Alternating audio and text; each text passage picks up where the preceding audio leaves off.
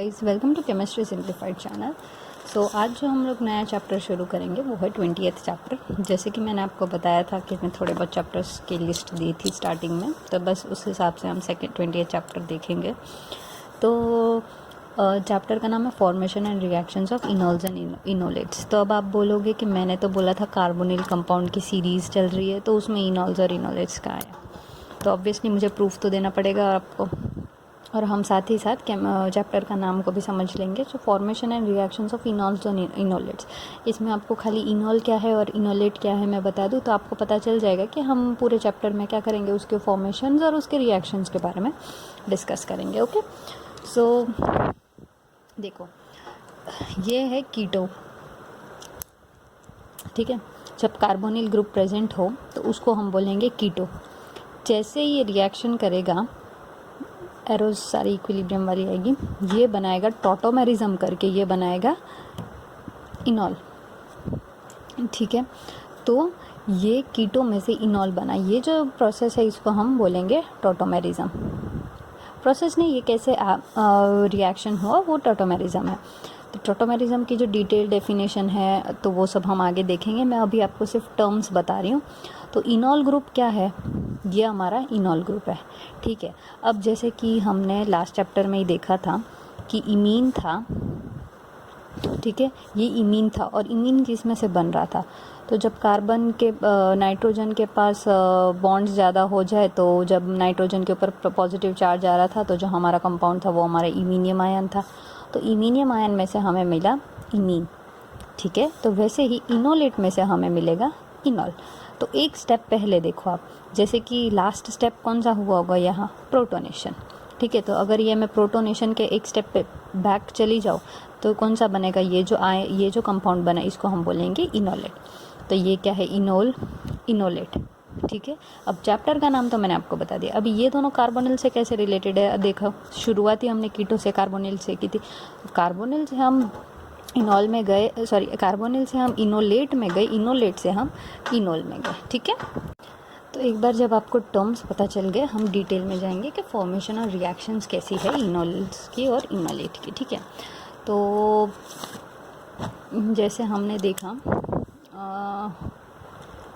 हाँ अच्छा, अब एक नया टर्म था, अभी टर्म नहीं, नई चीज़ है। जैसे कि अभी तक हम देख रहे थे कि जो हमारा कार्बोनिल कंपाउंड है, ठीक है, वो अभी तक हम क्या बोल रहे थे कि वो इलेक्ट्रोफिलिक है। जैसे कि मैं बता रही थी कि पार्शियल चार्ज आता है तो ये पॉजिटिव हो जाता है, इलेक्ट्रोनेगेटिविटी के से ये नेगेटिव हो जाता है, और इसके ऊपर न्यूक्लियोफाइल अटैक करते हैं, ठीक है, ये बात हुई थी हमारी। तो जो हमारा कार्बोनिल है वो क्या है, इलेक्ट्रोफिलिक इन नेचर, ठीक है। और अब जो ये हमारा इनोल है ना, वही चीज़ न्यूक्लियोफिलिक इन नेचर होगा। मतलब क्या, एक ही चीज़ है, कंपाउंड कार्बोनिल है, कार्बोनिल का टॉटोमेरिज्म होकर वो इनोल फॉर्म में बन रहा है, ठीक है। एक्चुअली टॉटोमेरिज्म में एक प्रोटॉन का ही शिफ्ट होता है, हम डिटेल में जाएंगे। तो खाली एक प्रोटॉन के शिफ्ट होने से हमें इनॉल मिला, और जो था ये इलेक्ट्रोफिलिक है, और ये जो है ना इनॉल फॉर्म वो न्यूक्लियोफिलिक है इन नेचर, ठीक है। न्यूक्लियोफिलिक है मतलब ये क्या करेगा, इलेक्ट्रोफाइल्स अट्रैक्ट करेगा, ठीक है। तो वही चीज़ यहाँ इंपॉर्टेंट लाइन है, the electrophilic form is the carbonyl compound itself and the nucleo form is the इनॉल form, ठीक है। अब ये सिर्फ इंट्रोडक्शन ही था, और डिटेल में अभी तक हम कुछ गए नहीं है। आप जैसे जैसे चैप्टर करते जाएंगे आपको आइडिया आता जाएगा। Next is, would you accept a mixture of compounds as a pure substance. So जैसे कि अभी इन लोग ने ना एक एग्जांपल दिया है, ये एक कंपाउंड है डाइमिडोन, ठीक है। अभी डाइमिडोन का पूरा नाम 5,5 डाइमिथाइल साइक्लोहेक्सेन 1,3 डाइन, उसका स्ट्रक्चर भी आएगा। तो वो है ना, आप केमिकल सप्लायर्स के पास से ले आए, कोई भी केमिकल सप्लायर्स अगर आपको मिले तो उसके पास से आप ये कंपाउंड ले आए। वो कंपाउंड लेके आने के बाद आप उसका NMR स्पेक्ट्रा और C13 स्पेक्ट्रा चेक करें, ठीक है। तो NMR स्पेक्ट्रा और C13 स्पेक्ट्रा चेक करने में आपको आना क्या चाहिए, ठीक है। जैसे कि ये जो डाइमिडोन की बात हो रही थी वो ये कंपाउंड है, ठीक है। तो अगर मैं इसका H1 प्रोटॉन NMR और C13 NMR लूँ, तो मैंने तो अभी आपको स्पेक्ट्रोस्कोपी करवाई नहीं है, करवाएंगे तो आपको पता चलता, पर आपने अगर कभी पहले पढ़ी है तो आप अपने आइडिया से, नॉलेज से आइडिया लगा लो कि कितने पीक्स आने चाहिए और क्या रिजल्ट आना चाहिए, ठीक है। देखो अब ये दोनों की एक पीक आएगी, ये दोनों की एक पीक आएगी और ये, तो टोटल 3 पीक्स आनी चाहिए। अब आप देखो हमारे H1 प्रोटॉन में कितने पीक्स है, 3 4 5 6, मतलब कुछ तो ये कंपाउंड में चेंजेस आ रहे हैं। और हमने रिएक्शन के टाइम, चलो ऐसा नहीं है कि बाय प्रोडक्ट बनते बनते बीच में हम लोग ने केमिकल सप्लायर्स के पास से सीधी एक डायमीडन प्रोडक्ट ले लिया, उसका हमने स्पेक्ट्रा निकाला है।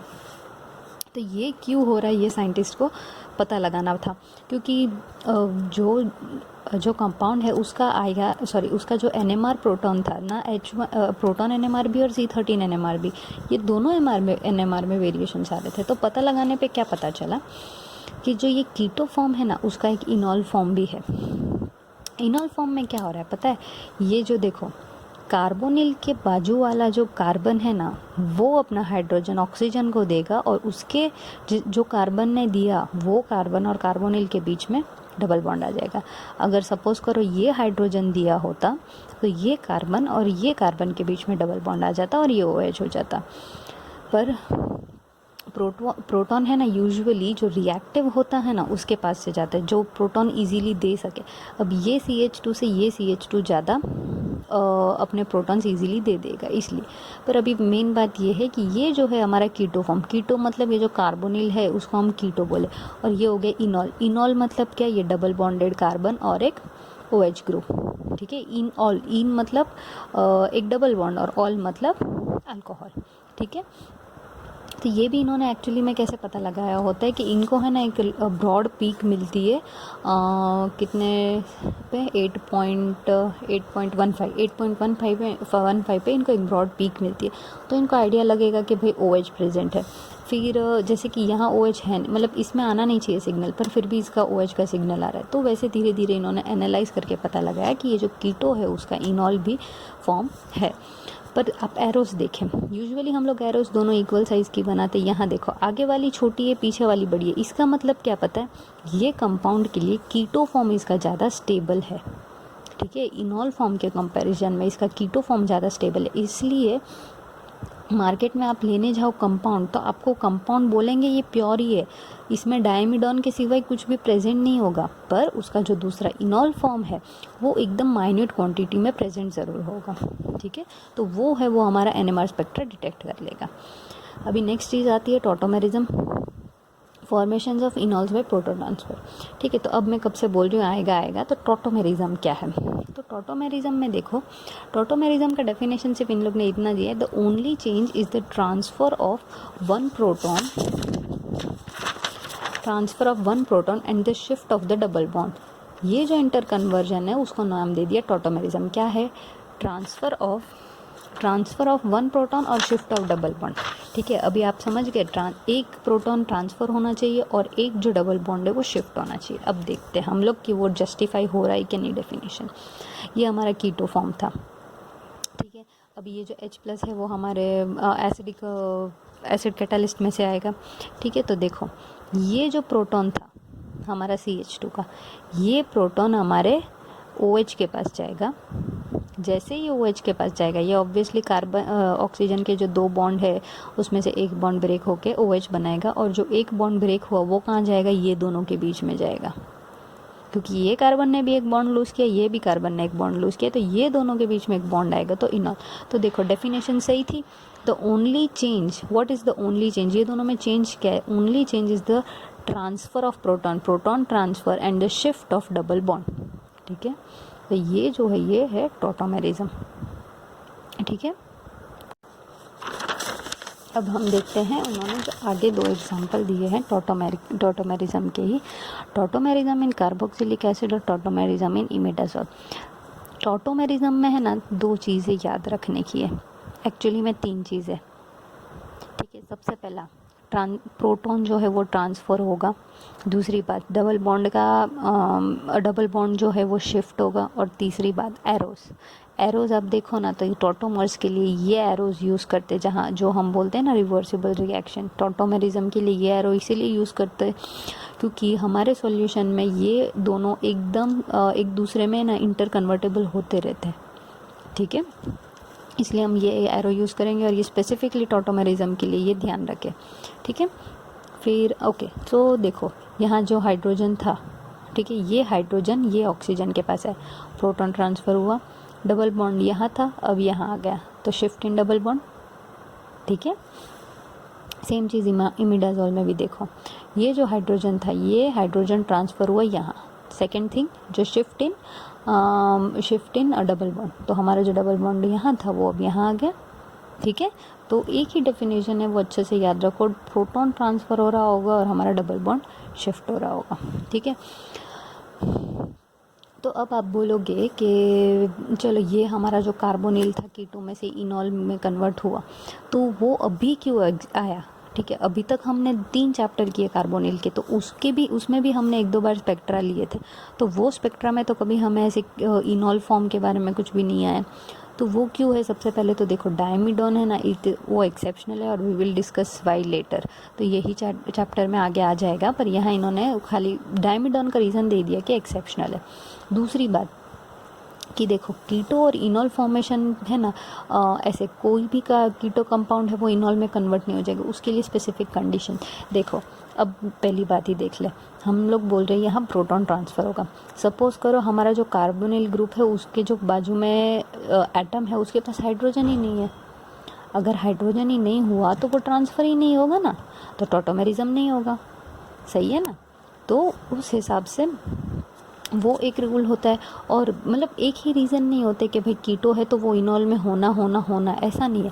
फिर जैसे कि हमने डायमिडोन भी देखा, डायमिडोन में हमने देखा कि कीटो और इनॉल फॉर्म दोनों पॉसिबल है, पर हमारा मोस्ट स्टेबल कौन सा है, कीटो फॉर्म, ठीक है। तो अगर कभी कभी स्टेबिलिटी कीटो की इतनी ज़्यादा होती है कि वो जो इनॉल को है ना वो एकदम माइन्यूट में कंसिडर करके उसका स्पेक्ट्रा नहीं देगा, ठीक है। तो ऐसा नहीं है कि अभी तक हमें आ नहीं रहा था, पर अभी तक हमारा कीटो फॉर्म इतना डोमिनेटिंग था कि हम उसी के बारे में पढ़ रहे थे, पर हमें ये नहीं भूल जाना चाहिए कि इनॉल्स भी नहीं एग्जिस्ट करते, ठीक है। तो ओके, इन्होंने रीज़न दिया है कि कीटो और इनॉल में से कौन सा ज़्यादा स्टेबल है। अब देखो कीटो में है ना ये जो कार्बोनिल ग्रुप है, कार्बोनिल ग्रुप ज़्यादा स्टेबल होता है और OH ग्रुप भी ज़्यादा स्टेबल होता है, मतलब जनरली, ठीक है। पर जब बॉन्ड की एनर्जी निकालने में आई ना, तो इसकी 1160 आई और इसकी 1120 आई, ठीक है। तो ये बॉन्ड एनर्जी नहीं है, ये खाली वैल्यूज़ दी है, तो उस हिसाब से हमारा जो कीटो फॉर्म है वो ज़्यादा स्टेबल है, ठीक है। उसमें और कोई डिटेल नहीं आया है, ठीक है। सो अब enolisation is just a transfer, it's all occurring all the time. हाँ देखो ये पढ़ा है इन्होंने कि इनोलाइजेशन जो है ना, ये जो इनोलाइजेशन मतलब जो इनॉल हमारा बन रहा है कीटो से enol, it is just a proton transfer, it is occurring all the time even though we can not detect the minute proportion of the enol, ठीक है। हम माइन्यूट प्रोपोर्शन ऑफ इनॉल का डिटेक्ट कर सकें या नहीं कर सके वो सेकेंड थिंग है, फर्स्ट थिंग है कि वो हो ही रहा है इनोलाइजेशन, ठीक है।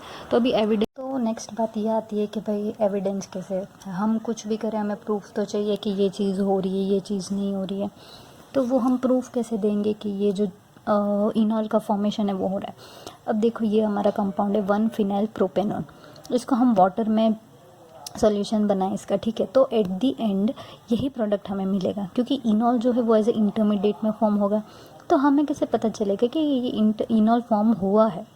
तो उसके लिए इन्होंने क्या किया, जैसे हम कर रहे थे इससे पहले हमने 2 बार यूज़ किया था non radio active isotope, oxygen 16 की जगह हमने ऑक्सीजन 18 करके हमने रिएक्शन करके देखी तो हमें डिटेक्ट हो गया। तो यहाँ हम क्या कर रहे हैं, ड्यूटेरियम यूज़ कर रहे हैं। तो ड्यूटेरियम कैसे यूज़ कर रहे हैं, हम H2O के जगह हम D2O यूज़ कर रहे हैं, ड्यूटेरियम वाटर का, ठीक है। तो इससे क्या होगा कि अगर हाइड्रोजन में कहीं भी चेंजेस आ रही है तो ये ड्यूटेरियम एज ए शिफ्ट हुआ तो हमें पता चल जाएगा कि भाई कुछ तो चेंज है। जैसे कि देखो यहाँ D+ जो है ये वाटर का D+ है, यहाँ यहाँ आएगा ऑक्सीजन के पास प्रोटोनेट करेगा, ये दोनों बॉन्ड बनाएंगे, इनोलाइजेशन हुआ, इनॉल फॉर्म हुआ, ठीक है। फिर ये कीटो फॉर्म में आ गया। अभी सेम चीज़ फिर से रिपीट होगी, ड्यूटेरियम आएगा, इनॉल फॉर्म हुआ, कीटो फॉर्म। अब देखो ये जो है ये हमारा स्टार्टिंग प्रोडक्ट है, ठीक है, और ये जो है ये हमारा फाइनल प्रोडक्ट है। दोनों में डिफरेंस क्या है, दोनों ऑलमोस्ट सेम है, सिर्फ डिफरेंस ये है कि यहाँ जो है यहाँ 2 हाइड्रोजन प्रेजेंट है और यहाँ है यहाँ हमारा 2 ड्यूटेरियम प्रेजेंट है, ठीक है। तो ये चलो इससे कंफर्म हो गया कि कुछ तो चेंजेस हो रहे, कंपाउंड वही का वही है पर कुछ तो चेंजेस हो रहे हैं, ठीक है। अभी दूसरी ये बात कि फिर भी हमें प्रोटॉन NMR से कैसे पता चला। अभी मैंने प्रोटॉन NMR तो आपको करवाया नहीं है कि मैं एक्सपेक्ट करूँ आप समझोगे, पर एकदम छोटी सी बात है, प्रोटॉन NMR मतलब प्रोटॉन होना चाहिए, प्रोटॉन डिटेक्ट होगा, ठीक है। अब आप देखो यहाँ 2 हाइड्रोजन है, तो ये 2 हाइड्रोजन की कोई ना कोई पीक्स मिलेगी, जबकि यहाँ वो 2 हाइड्रोजन 2 ड्यूटेरियम से सब्सटीट्यूट हो गए, तो यहाँ वो दोनों की पीक नहीं मिलेगी। तो प्रेजेंस ऑफ पीक और फिर एब्सेंस ऑफ पीक ये प्रूव करेगा कि ड्यूटेरियम आ चुका है, चेंजेस हुए हैं, ठीक है। सो ये प्रूफ हो गया। नेक्स्ट आता है enolisation is catalysed bye acid and bases. तो इनोलाइजेशन मतलब जो हम लोग का इनॉल फॉर्मेशन है उसको हम इनोलाइजेशन भी बोलेंगे, ठीक है।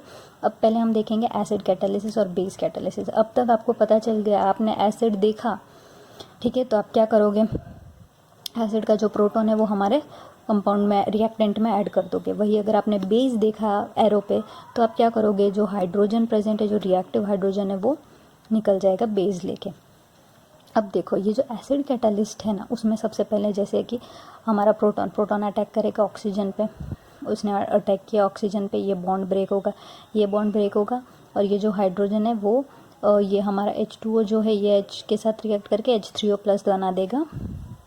जैसे ये जाएगा वैसे ही यहाँ एक डबल बॉन्ड बन जाएगा। डबल बॉन्ड बनेगा मतलब ये बॉन्ड ब्रेक होगा, ये ऑक्सोनियम आयन है वो फॉर्म हुआ है, देखो ये ऑक्सोनियम आयन है, यहाँ स्पेसिफाई नहीं किया, इसका मतलब ये नहीं कि ऑक्सोनियम आयन नहीं है, ये ऑक्सोनियम आयन फॉर्म हुआ, इसकी एक बॉन्ड टूटेगी और ये हाइड्रोजन यहाँ जाएगा, तो यहाँ डबल बॉन्ड बन गया, ये बन गया हमारा इनॉल।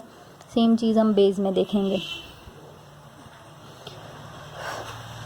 हमारा बेस क्या करेगा, प्रोटॉन एक्सट्रैक्ट करेगा, ठीक है। तो अब यहाँ का प्रोटॉन एक्सट्रैक्ट किया, जैसे उसने यहाँ का प्रोटॉन एक्सट्रैक्ट किया वैसे ही ये जो ऑक्सीजन है नहीं, ये प्रोटॉन एक्सट्रैक्ट किया मतलब यहाँ डबल बॉन्ड बनेगा। अब यहाँ डबल बॉन्ड बनेगा मतलब ये कार्बन के पास से ये पाई बॉन्ड ब्रेक होना चाहिए, ये पाई बॉन्ड ब्रेक हो गया, ये पाई बॉन्ड ब्रेक हो गया, तो ये अल्कोक्साइड आयन बना। अल्कोक्साइड आयन को अब देखते जाइए, ठीक है। अल्कोक्साइड आयन को जो हमारा वाटर में से H था वो यहाँ प्रोटोनेट करके हमारा इनॉल बन गया, देखो डबल बॉन्ड और उसके ऊपर OH हो तो दैट इज़ इनॉल। हार्ड नहीं है, दोनों सेम ही चीज़ है, एसिड और बेस। एक ही चीज़ आपको याद रखनी है, एसिड हो हमारे एरो पे तो हम प्रोटोनेशन से शुरू करेंगे कोई भी चीज़। एक बार प्रोटोनेशन कर लो फिर देखो नेक्स्ट क्या चीज़ पॉसिबल होती है। बेस में भी, बेस अगर हमारे एरो पे प्रेजेंट हो सबसे पहले करो कि भाई हाइड्रोजन एक निकालो। जैसे ही हाइड्रोजन निकालोगे तो अच्छा हाइड्रोजन यहाँ का भी निकल सकता है, यहाँ का भी निकल सकता है, यहीं का क्यों निकल रहा है, क्योंकि ये रिएक्टिव है, ठीक है। वो रिएक्टिव हाइड्रोजन आई गेस होगा एक चैप्टर, तो उसमें आ जाएगा। तो बेस हो तो आपको मालूम होना चाहिए, द मेन चीज़ है कि एसिड देखो और बेस हो तो आपको एक चीज़ तो स्ट्राइक होनी है, एक में प्रोटॉन निकले, एक में प्रोटोनेशन होगा और एक में प्रोटॉन निकलेगा। देख लो ये हमारा इनॉल बन गया दोनों में, ठीक है। नेक्स्ट इज द इंटरमीडिएट, इसमें देख लो कुछ है नहीं, ये चैप्टर 17 के बारे में नहीं, ओके। तो the intermediate in the base catalyst reaction is an enolate ion. हाँ अब देखो, अब हमने एसिड से भी इनॉल बना है, बेस से भी इनॉल बना है, अब हमने हमारे इनोलेट की बात करते हैं। तो अब मैंने आपको है ना पहले ही बता दिया था कि इनोलेट मतलब ये एक स्टेप पीछे, ठीक है। अब यहाँ देखो, यहाँ जो है ना हमारा ऑक्सीजन ये ऑक्सोनियम आयन बन रहा है, यहाँ देखो तो ये हमारा इनोलेट आयन बन रहा है। इसका मतलब क्या है, जब हम बेस के साथ रिएक्शन करते हैं हमारे कार्बोनिल कंपाउंड का तो हमें इनोलेट बनता है, इनोलेट में से इनॉल बनता है। ऐसी बात नहीं है कि एसिड में से हमें इनॉल नहीं मिलता, बट इनोलेट का जो प्रेजेंस है वो हमारे बेस कैटालिस्ट के साथ है, ठीक है। The intermediate in the base catalyse reaction is an enolate ion. अब डिटेल में देखते हैं, सेम जो पीछे रिएक्शन था हमने फिर से इसको दिखाया, ठीक है। अब the enolate ion is one of those 3 atom 4 electron system related to the allyl anion. 3 atom और 4 इलेक्ट्रॉन की सिस्टम, ये एलाइल में भी आया। अब मैंने तो एलाइल आपको करवाया नहीं है, पर फिर भी यहाँ जितना दिया है, यहाँ जितनी ज़रूरत है वो मैं आपको बता देती हूँ। एलाइल एलाइल से पहले कॉन्जुगेशन का थोड़ा बहुत इन्फॉर्मेशन जानना ज़रूरी है। सो कॉन्जुगेशन और टॉटोमेरिज्म में क्या डिफरेंस है। टॉटोमेरिज्म में मैंने आपको क्या बोला कि 3 चीज़ें याद रखो, एक प्रोटॉन शिफ्ट हो रहा है, दूसरा हमारा डबल बॉन्ड शिफ्ट हो रहा है, हमारा प्रोटॉन ट्रांसफ़र हो रहा है, डबल बॉन्ड शिफ्ट हो रहा है, और तीसरा हमारा एरो रिवर्सिबल की जो रिएक्शन की जो एरो आती है वो हमारे टॉटोमर्स है। कॉन्जुगेशन मतलब क्या पता है, एक ही चीज़ है, ना कोई मूवमेंट हो रही है एटम्स की, सिर्फ एक चीज़ को हमने दूसरा रिप्रेजेंट किया है। ठीक है। अच्छा, अब जैसे कि हमें कॉलेज में जब असाइनमेंट्स देते हैं, ठीक है, तो सारे बच्चे तो एकदम सिंसियर होकर नहीं करते। कोई कोई क्या करेंगे, 2 जन को चलो मानो सेम टॉपिक मिल गया, दोनों ने हेडिंग सेम दे दी, थोड़ा सा वेरिएशन करके दोनों सबमिट कर देंगे, ठीक है। तो इन लोग भी ये कर रहे हैं। कॉन्जुगेशन मतलब क्या, एक ही चीज़ की 2 रिप्रेजेंटेशन है, पर इसमें कोई एटम्स शिफ्ट नहीं हो रहा, ये ध्यान रखो। जबकि हमारे टॉटोमेरिज्म में एटम शिफ्ट हो रहा है, कौन सा एटम हो रहा है, हाइड्रोजन। जबकि कॉन्जुगेशन में कोई भी एटम शिफ्ट नहीं होगा। इलेक्ट्रॉन्स की जो शिफ्टिंग है ना, वो दिखाएंगे हम कॉन्जुगेशन में। कॉन्जुगेशन का जो एरो है वो ऐसे दिखाएंगे, ठीक है। आई होप आपको टॉटोमेरिज्म और कॉन्जुगेशन की डिफरेंस यहाँ अच्छे से समझ में आ गया होगा, ठीक है। काफ़ी वर्ड्स सिमिलर होते, कोई कोई चीज़ ऐसा लगता है कि भाई एक ही जैसा है, पर आप थोड़ा सा जानने की कोशिश करोगे तो आपको आइडिया आ जाएगा। अच्छा, अभी ये कॉन्जुगेशन और टॉटोमेरिज्म में आपको कोई भी डाउट हो तो आप मुझे पूछ सकते हो, मैं फिर से एक्सप्लेन कर दूँगी, ठीक है। ओके, सो नेक्स्ट, हाँ, अब बातें हम एलाइल आयन पे और इनोलेट आयन पे।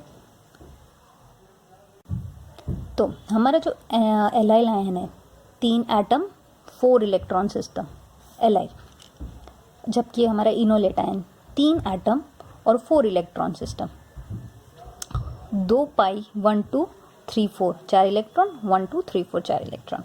अब देखो ये जो है ना, ये सिमेट्रिकल है, क्योंकि यहाँ देखो कार्बन कार्बन कार्बन, सिर्फ साइन चेंज हो रहा है, एक बार यहाँ आ रहा है, एक बार यहाँ आ रहा है। जबकि ये है, जब देखो इसकी एक एक्सिस पास करो, दोनों में कार्बन, तो ये सिमेट्रिकल बोल सकते हैं। जबकि ये है ना अनसिमेट्रिकल है, एक तरफ ऑक्सीजन एटम आ रहा है।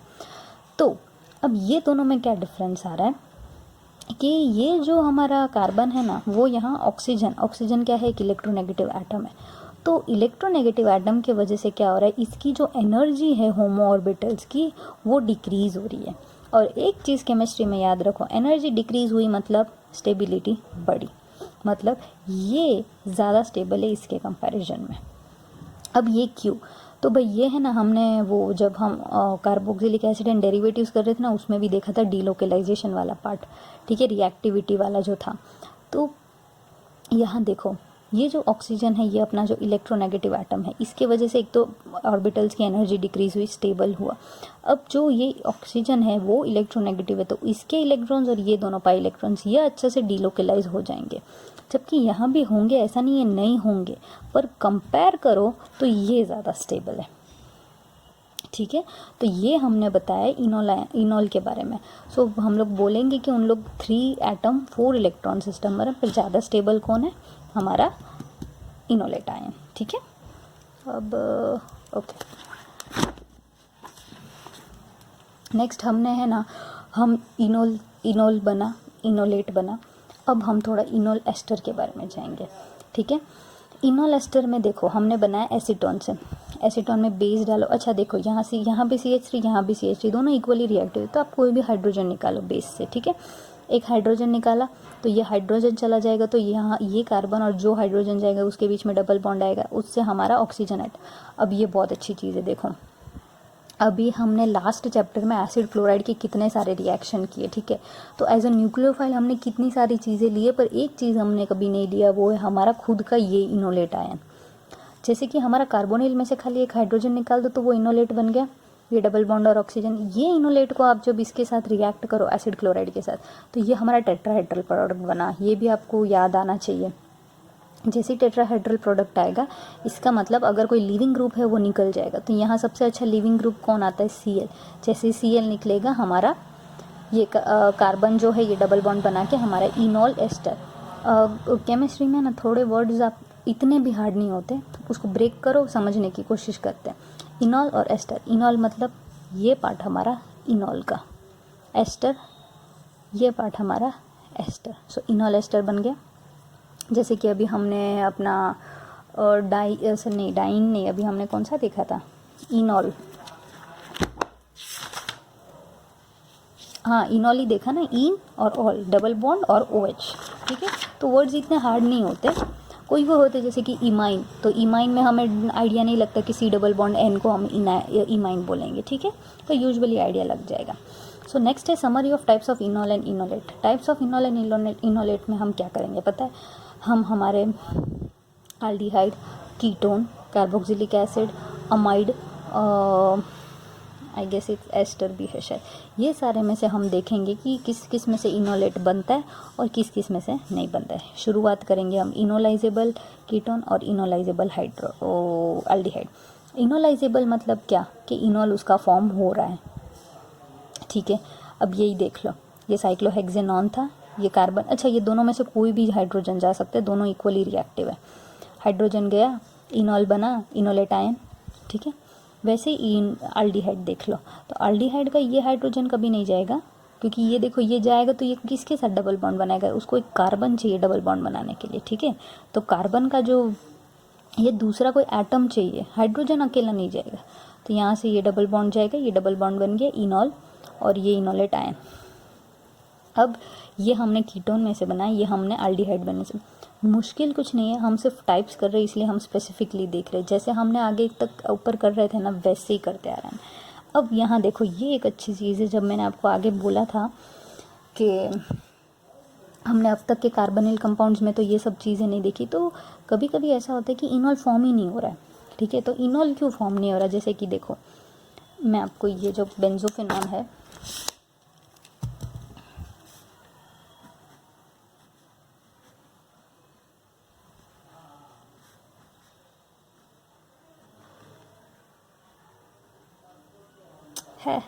ओ सॉरी, ठीक है। अब देखो ये कार्बोनिल है, इसके जो बाजू वाला कार्बन है वहाँ से एक हाइड्रोजन जाएगा। चलो अब मैं ये इसको बॉन्ड्स के साथ रिप्रेजेंट करूँ, सेम। आई नो मेरा वर्क थोड़ा अनटाइडी है पर आप कॉन्सेप्ट समझना, सॉरी वैसे अनटाइडी वर्क के लिए मुझे इम्प्रूव करना भी चाहिए। तो ये हाइड्रोजन निकलना चाहिए या ये हाइड्रोजन निकलना चाहिए तो डबल बॉन्ड फॉर्म होगा और ये O- होगा। अब देखो ना इसके पास कार्बन के 1 2 3 4, 1 2 3 4 दोनों के पास हाइड्रोजन नहीं है, तो ये इनॉल फॉर्म होगा नहीं होगा, ये कार्बोनिल कंपाउंड है। पर हम लोग अभी हमने स्टार्टिंग में ये भी बोला कि कार्बोनिल कंपाउंड इनॉल में होगा ये, पर हर बार नहीं होगा। दो पॉसिबिलिटीज़, पहला या तो उसके पास हाइड्रोजन है ही नहीं इसलिए वो इनॉल फॉर्म ही नहीं करेगा, वो कीटो फॉर्म ही उसका रहेगा, ये पहली चीज़। और दूसरी चीज़ ये कि या तो अगर इनॉल फॉर्म कर रहा है तो ये जो कीटो फॉर्म है ना वो ज़्यादा स्टेबल होगा इनॉल से। देखो ये मेरी गलती है, मुझे ऐसे एरो नहीं करना चाहिए था, ठीक है, क्योंकि ये टॉटोमर्स है। तो कीटो और इनॉल में हमारा कीटो ज़्यादा स्टेबल होगा इसलिए हमारा इनॉल नहीं दिख पा रहा, ठीक है। तो ये दो रीज़न होंगे हमारा इनोलाइजेशन होगा या नहीं होगा इस पे डिपेंड करने के लिए।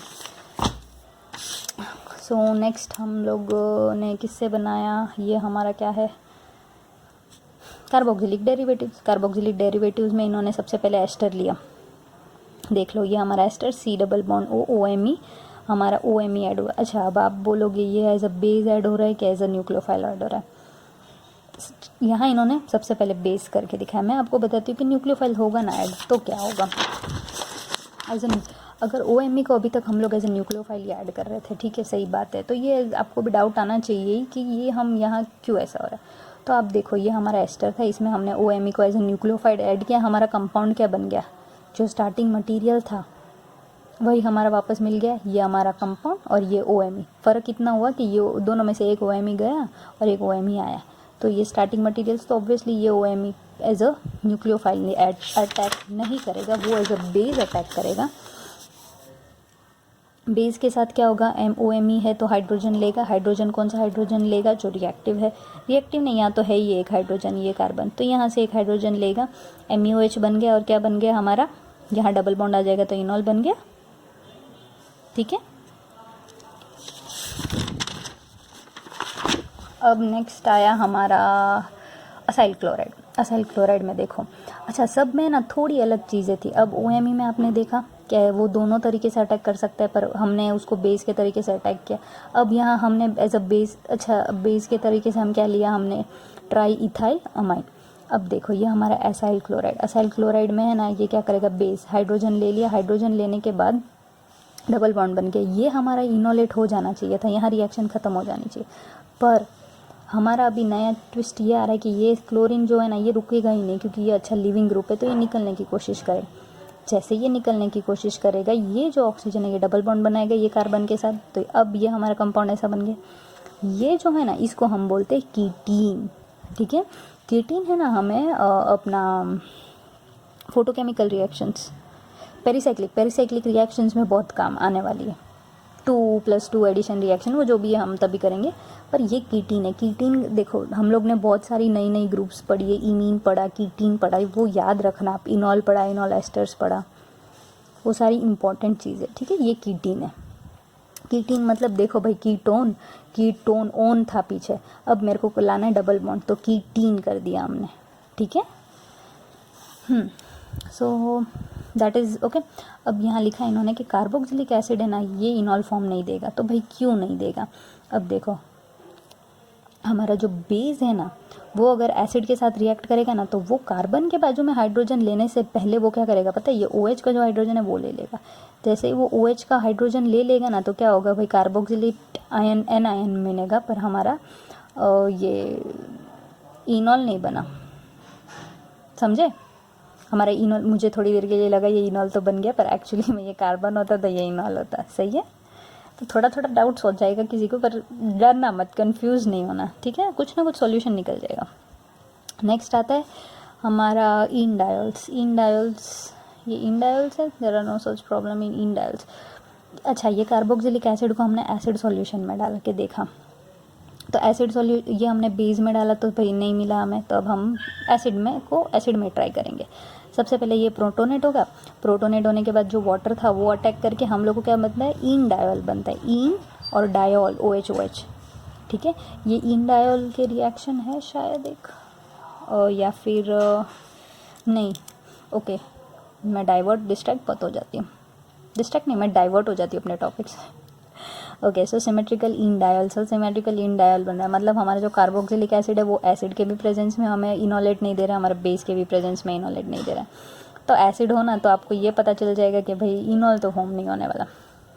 नेक्स्ट आता है अमाइड के साथ फॉर्म करो। अच्छा, अमाइड भी ये वो, amides are also the least reactive and the least enolizable of all derivatives. क्यों पता है, क्योंकि ये जो NH2 है ना अमाइड का CuNH2, इसमें जो NH है ना वो निकलने चला जाएगा, हमारा कार्बन का हाइड्रोजन जाने से पहले ये हाइड्रोजन निकल जाएगा, इसलिए प्रॉब्लम आती है। देखो ये भी हमारा इनोलेट नहीं बना, ठीक है। अब हमने जो पीछे इमीन और इनामाइन देखा वो हम फिर से यहाँ रिपीट किया हमने। ये PH2 के साथ रिएक्ट करो, हमारा इमीन और इनामाइन, ये मैं आपको डिटेल में नहीं बताऊंगी, ये हमने पूरा लास्ट चैप्टर में अच्छे से पढ़ा था, इमीनियम और इनामाइन। आप एक बार रिएक्शन देख लो, आपको अच्छे से समझ में आ जाएगा बिना कोई डाउट के। Next is aza enolate. तो एजा इनोलेट क्या है, तो aza enolates are the nitrogen analogues of enolates. ये हमने जब इमीन पढ़ा था कि imines are nitrogen analogues of what,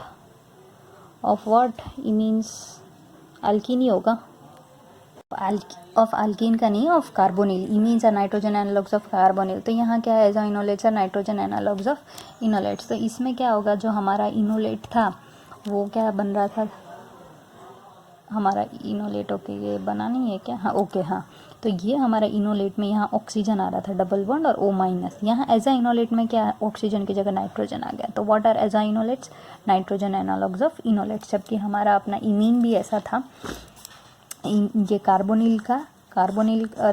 nitrogen, ये इमीन था, imines are what, nitrogen analogues of carbonyl, oxygen की जगह नाइट्रोजन, ठीक है। तो same way aza enolates are the nitrogen analogues of enolates. Next है nitroalkanes are much more acidic and form enolate like anions in quick base. अब हमने देखा दो जो रिएक्टिव नहीं थी, कौन सी, कार्बोक्सिलिक एसिड और अमाइड, जबकि जो हमारा नाइट्रोअल्केन्स है ये बहुत अच्छे से हमें इनॉल फॉर्म दे देगा, इनोलेट लाइक एनायंस देगा, एग्जैक्टली इनोलेट नहीं देगा क्योंकि नाइट्रोजन है। नेक्स्ट नाइट्राइल के साथ भी देखो, जब जो हमने कीटीन बनाया कि नहीं, वैसे ही एक लीनियर मिलेगा हमें, हमें यहाँ भी हमारा इनोलेट नहीं बन रहा, ठीक है, पर फिर भी हमारा ये जो कंपाउंड है किसके जैसा, ये इन्होंने इस पर नाम नहीं लिखा, खाली इतना लिखा है the anion is linear system like ketene, allene और कार्बन डाइऑक्साइड लीनियर है, ठीक है। अब सो रिक्वायरमेंट ये मैं बता दूँ, क्या इनोलाइजेशन के लिए क्या चाहिए, तो an organic compound with electron withdrawing functional group, electron withdrawing functional group होना चाहिए, at least 1 pi bond joint to a saturated carbon having at least 1 hydrogen, जो मैंने बताया आपको हो तो ही चलेगा, may form an enol in neutral और acid solution, और many also form enolates in basic solution, पर ये exceptionals क्या है, कार्बोक्सिलिक एसिड, प्राइमरी और सेकेंडरी अमाइंस, ये लोग बेसिक में भी हमें देते नहीं है। ठीक है, अब हम जाएंगे नेक्स्ट के स्टेबल इनॉल्स क्या है।